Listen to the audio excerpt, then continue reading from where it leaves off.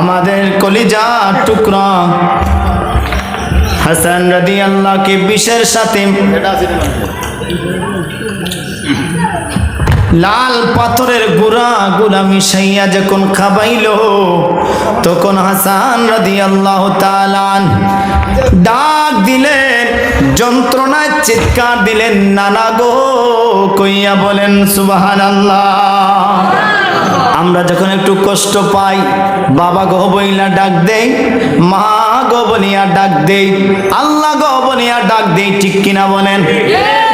হাসান রাদিয়াল্লাহু যে কোন বিশেষ যন্ত্রণায়, লাল পাথরের গুড়ার যন্ত্রণায় যখন অস্থির হইয়া গেলেন, উনি ডাক দিলেন জবান খুলে, নানা গো বইলা আল্লাহু আকবার। হুসাইন রাদিয়াল্লাহর কাছে যখন গেল, আপনার ভাই নানা গো বইয়া ডাকতেছে, নানা গো বলিয়া ডাক দিচ্ছে।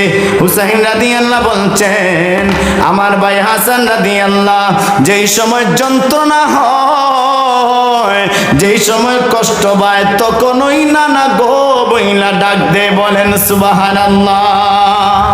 নানা গো বইলা ডাক দিল।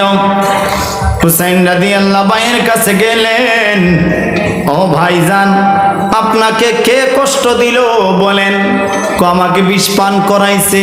হুসাইন রাদিয়াল্লাহু তরবারি বের করে ফেললেন, ভাইজান কে আপনাকে বিষ পান করাইছে একটু বলেন। বলেন, আমি হুসাইন রাদিয়াল্লাহু তরবারি থেকে রেহাই পাবে না। হাসান রাদিয়াল্লাহু বললেন, এ ভাই হুসাইন, না আমি যদি আজকে বলে ফেলি কে আমাকে বিষ পান করাইছে, তুমি যদি তাকে হত্যা করে ফেলো, দুনিয়া থেকে যদি বিদায় দিয়া দাও, তাহলে দ্বীন ইসলাম কারা কায়েম করবে?